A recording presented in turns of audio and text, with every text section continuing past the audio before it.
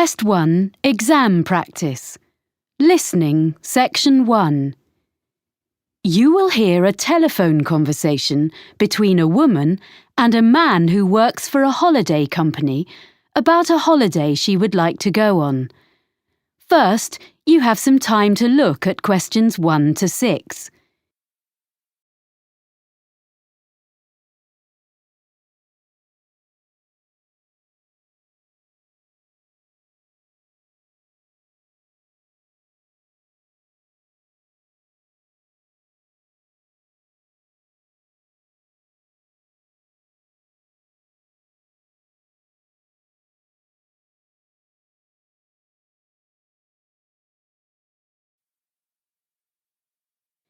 You will see that there is an example that has been done for you. On this occasion only, the conversation relating to this will be played first. Holidays for you. Sean speaking. Can I help you? Oh, hi. I've been looking at your website. I'm interested in a cycling holiday in Austria in April. We have 2 trips in April. One lasts 14 days and the other 10 days. I think the 10-day trip is better. So let's see. I've got a calendar here. What are the dates? The length of the trip that the woman chooses is 10 days, so 10 has been written in the space. Now we shall begin. You should answer the questions as you listen because you will not hear the recording a second time. Listen carefully and answer questions 1 to 6. Holidays for you. Sean speaking. Can I help you? Oh, hi. I've been looking at your website. I'm interested in a cycling holiday in Austria in April. We have 2 trips in April. One lasts 14 days and the other 10 days. I think the 10-day trip is better. So let's see. I've got a calendar here. What are the dates? Well, that trip is in the middle of the month. It starts on the 17th of April and it finishes on the 27th. That suits me. I can't leave work before the 10th of April. Let me see if there are any spaces. Is it just for yourself? Myself and my sister, so 2 of us. Yes, we have spaces. Is it a big group? At the moment, there are 12 people booked on this trip, and with you 2, that will be 14. The maximum number is 16, so it's almost fully booked. We can't go over that because it's hard to keep a larger group together. I need to check that I'm fit enough for this, but the distances look okay. The website says we'll ride approximately 45 kilometres a day. Is that right? That's correct, and I've got the exact distances here. It really depends on which part of the trip. Some days are only 35 kilometres, and some are more. But you'll never have to cycle more than 50 kilometres in one day. Oh, okay. I can manage that. And we stay in hotels? Yes, they all have restaurants, and the rooms have ensuite facilities. And do they have pools? It's how I relax after a long day. There is a swimming pool in a few of the hotels, but none of them has a gym. I don't think we'll need a gym after all that cycling. I'd better find out how much the holiday costs before I get too excited. Including flights, it's £1,177 for one person. Oh, we'll book our own flights on the internet. That's just £1,013 then. And we can book insurance for you if you want.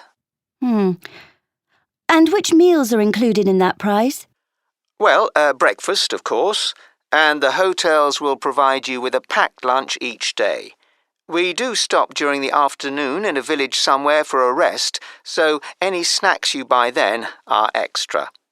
Then dinner will be in the hotel every evening, and that's included in the price of the holiday.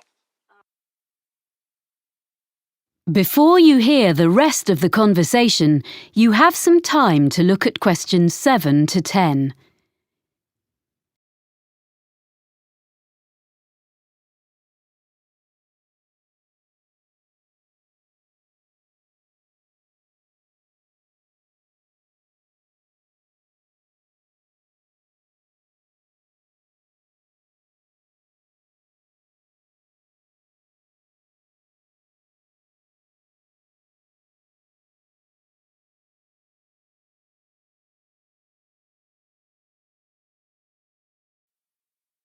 Now listen and answer questions 7 to 10.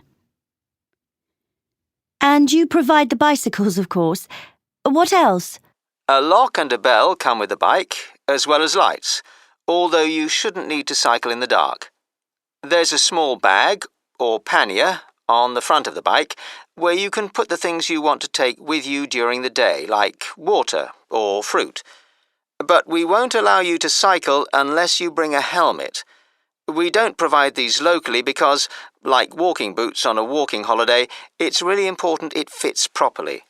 OK. If there's any special gear you need for your holiday, we recommend a particular website and you can get a discount by quoting your booking reference. Great. What is it? It's www.ballantine.com. That's all one word, and I'll spell it for you. www.ballantine.com. Good. I've got that down. I've been looking at your website while we've been talking. I see we cycle along the River Danube. Yes, it's one of Europe's most well-known areas for cycling. It looks fascinating. Lots of beautiful countryside and things to see. I should warn you that we do reserve the right to make some alterations to the route if the weather is bad. Some of the tracks sometimes get very muddy. OK. Well, hopefully it won't rain too much. I know we stop in towns and villages, but do we get a chance to look around? Because I'm really interested in history. Oh yes, you get opportunities to explore. Is there something in particular you want to see? There's a theatre in a town called Grine. A friend of mine went there last year and said it was amazing. Let's see. Yes, there's a guide who'll take you round the building. We don't have any other tours arranged, but you can visit several castles and museums on the holiday. Well, thank you for all that information. I'd like to book that then. Right, well, I'll just... That is the end of section 1. You now have half a minute to check your answers.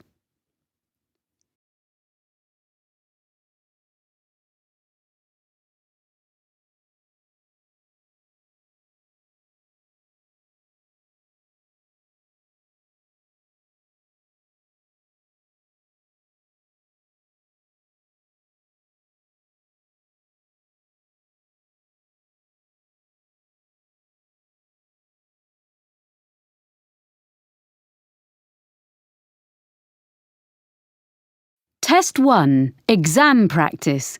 Listening, Section 2. You will hear someone talking on the radio about food and restaurants in the local area. First, you have some time to look at questions 11 to 14.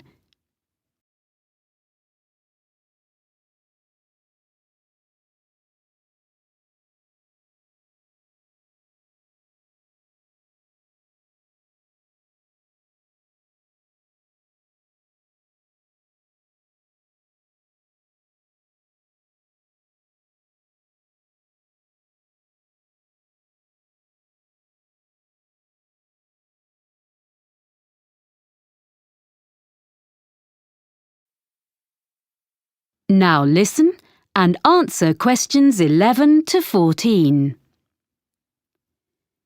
And now we have our Know Your Town section, where we look at what's on offer in our area. Today, John Munro is going to tell us about local food and eating out. John. Well, most of us buy our food in supermarkets these days, but we're very lucky having a wonderful market here. It was originally on the piece of land in front of the cathedral, but at the beginning of the 20th century, it was moved to a site by the river. When the new shopping centre was built in the 1960s, it found a home beneath the multi-storey car park, where it still is, but there are plans to move it back to its previous home by the river. The market is now open 6 days a week. On Tuesday to Saturday, you can buy fresh fruit and vegetables, meat and cheese from the area, as well as a whole range of imported produce. But if you come on a Sunday, you'll find a different market, where craftspeople sell what they have made, things like bags, cards, clothes. During the week, there are a few stalls selling more everyday utensils like saucepans and cleaning products alongside the fruit and vegetables, as well as one new stall selling antique furniture, which is proving to be very popular. People often ask what our local dish is. As we're by the sea, they expect it to be some kind of fish recipe. Our fish is good, of course, but there isn't one particular dish that stands out. What we do have is an apple cake that isn't really made anywhere else.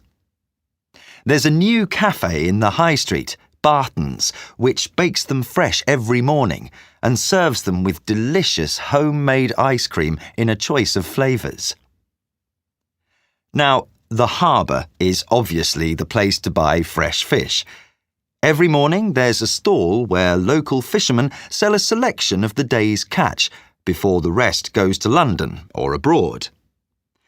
They've been doing that for as long as anyone can remember, of course, but the harbour itself looks very different from a few years ago. Most of the restaurants used to be at the far end, but that part was redeveloped and the restaurants had to relocate to the other end. Many of them are simply the old ones in new premises, but a couple of new ones have opened recently, so there's a good range now, both in the harbour and the town itself. I'm now going to give you my top 6 places to eat in different parts of the town. Before you hear the rest of the talk, you have some time to look at questions 15 to 20.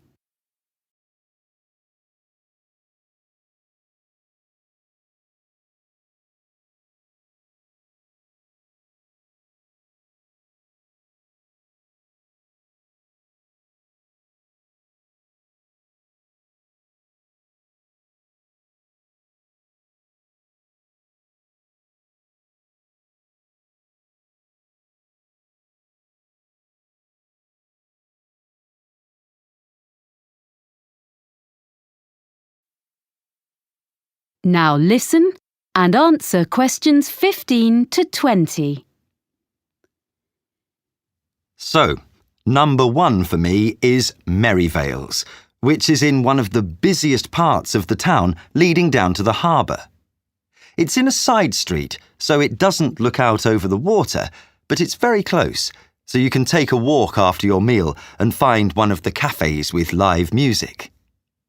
At Merivale's, you can enjoy delicious fresh fish and seafood. The friendly staff offer very attentive service and a really enjoyable evening. The Lobster Pot is on the main road going down to the harbour, so it also misses out on the sea view, but the food makes up for that. It serves a huge range of fish and seafood, as well as vegetarian and meat dishes, so there's something for everyone. Prices are from mid-range to fairly expensive, so it's really only for a special occasion. Elliot's is in the city centre and is a very upmarket restaurant in the evening, but during the day it serves lunch and coffee. It's on the 20th floor above some offices, and it's a great place to sit for a while, as you can see most of the city spread out from there. It does get very busy though, and you may have to wait to be served. Not far from the city centre is the Cabin, which is on the canal bank. You can't park your car there. It's a 15-minute walk from the nearest car park, but it's very peaceful. A good place to relax away from the traffic. It's not cheap, but it's an ideal place for a long lunch. The Olive Tree is a family-run restaurant in the city centre offering beautifully prepared Greek dishes. It's well known locally and very popular. Service can be slow when it's busy, as all the food is freshly made. There's plenty of room, and on Friday and Saturday nights, the wooden floors resound with live music and dancing, which is certainly worth going for. The last place I want to recommend has only just opened in a converted school building. The old school restaurant has been very cleverly renovated. The use of mirrors, plants and the colours on the walls makes you feel as though you're in a large garden instead of the city centre. There are only a few dishes on the menu, but they change every day. So, Tanya, That is the end of section 2. You now have half a minute to check your answers.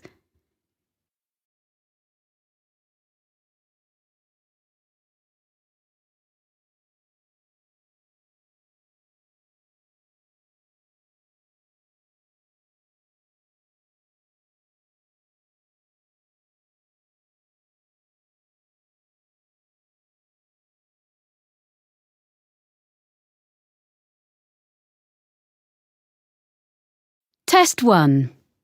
Exam practice. Listening, section 3. You will hear 3 students on a media studies course talking about a film they are planning to make. First, you have some time to look at questions 21 to 26.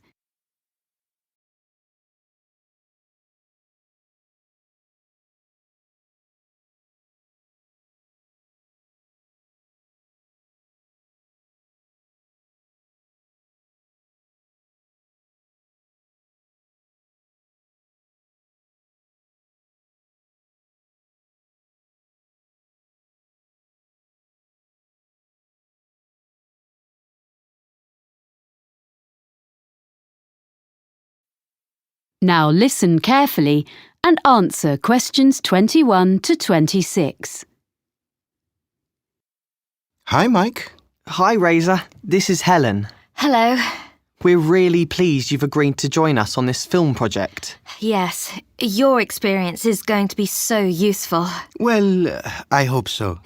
It's the technical side I know best. Lighting, sound and stuff. But you think the script is okay? Yes, I think it's great. Have you decided where you're going to shoot? Well, there's the watermill scene at the end, and we've thought about some locations in town we can use. They're behind the shopping mall and on a couple of residential streets, and in an empty shop on campus. It means we don't have to worry about getting permission from a shop owner. So, do you think we should go to all the locations with you? It would be a good idea. We need to talk about the levels of background noise so we know they're all going to be reasonable places to film. But the sounds of traffic will make it more natural. I think Razor means things like aeroplanes, trains and so on that would mean we have to stop filming. Exactly. And also, I'll make notes for myself about what lighting I'm going to need. I think the university department has a good range of equipment, but I'll need to make a list for each location for my own reference. Anyway, once we've had a look round, you can do the roadworks check. What do you mean? You need to find out about building work or road works, because you could start filming one day and come back in the morning to find one of the roads has been dug up. The local council have to be informed about things like that, so you can find out from them. OK. Then I think we need to work from the script and put together a list of all the scenes and decide which ones we're going to film when. We need to prepare the shooting schedule day by day. You're right. Then, when you know how long filming is going to last, you can tell everyone when they're needed. OK, so as soon as we can, we'll audition, and then when we contact people to offer them parts, we can send the exact dates and make really sure they're free. Because often the actors are all enthusiastic, but then when you try to pin them down about whether they're really free at that time, you find they've got exams or something, or they're off to a festival just before. and you have to rush about looking for replacements. Then we need people who can take over the main parts if one of our stars falls ill or something. Yes, I agree. So offer the main parts to the people we really want, and then look at other volunteers who were okay. Yes. We can select the understudies once the main roles have been confirmed. So, once we've got that sorted, and we've held all the rehearsals of the main scenes, we'll be ready to start filming. Yes, that sounds good. Anything else? Just housekeeping, really. We don't actually need costumes because actors will wear their own clothes. My family has agreed to lend us some pieces of furniture which we need, so we'll go and fetch those the weekend before we start. We'll provide food and drink during shooting, so I'm going to borrow some cool boxes. And I've got a little van. Most of the locations are within walking distance of the halls of residence anyway. The only one further away is the watermill. Ah, yes. Can you tell me about that? OK. Hang on a minute. I'll get my notes. There's a plan in them. Before you hear the rest of the conversation, you have some time to look at questions 27 to 30.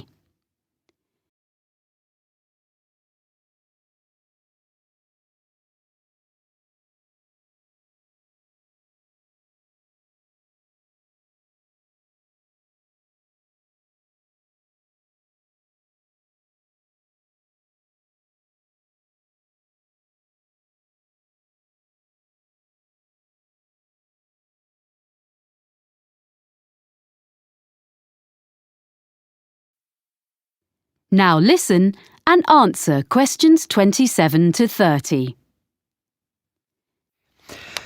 Here's the mill. You see, basically you have a vertical water wheel which was used to power the grinding stones. It sounds really interesting. Will we film inside? Yes, that's where the final scene between the girl and the man takes place. Our plan is to fix one camera outside by the window next to the door to film through the window, and then have another handheld camera inside the mill. That means we can get two views of the same scene. We were going to do something using a mirror, but we decided that would be too complicated. Yes, by doing it that way, all we'll need is lights on the inside, next to the wall behind the wheel, which can shine across to the opposite wall. Will that give enough light? I think so, because the scene is in the evening. It shouldn't be too bright. The actors will be carrying torches too. And we'll have an old screen made of wood just inside the door, because it's a new door and it'll look wrong. The lights won't shine directly on it, so it'll be fine. So you won't actually show the door open? No. There's a huge box on the floor against the wall farthest from the wheel. We'll see the girl approaching the mill on her bike. Then we see through the window and the man is inside looking at it. Then the next shot is the girl in the room with him opening the box. So it'll be a mysterious ending. Yeah. Well, I think it's going to be a great project. Good. Thanks. That is the end of section 3. You now have half a minute to check your answers.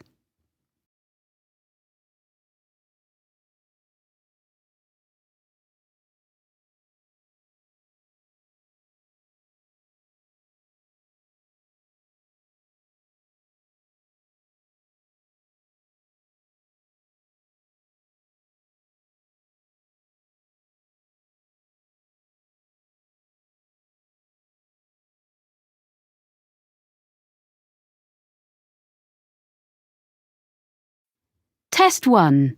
Exam practice. Listening, section 4. You will hear part of a lecture about exotic pests given as the introduction to a course on ecology and environment. First, you have some time to look at questions 31 to 40.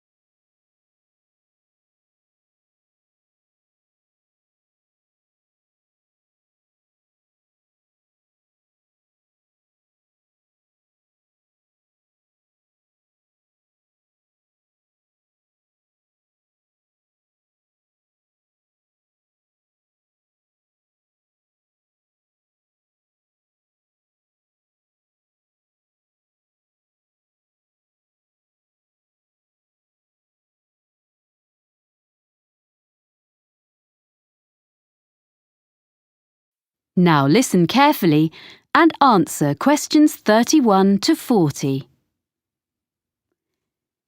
Good afternoon.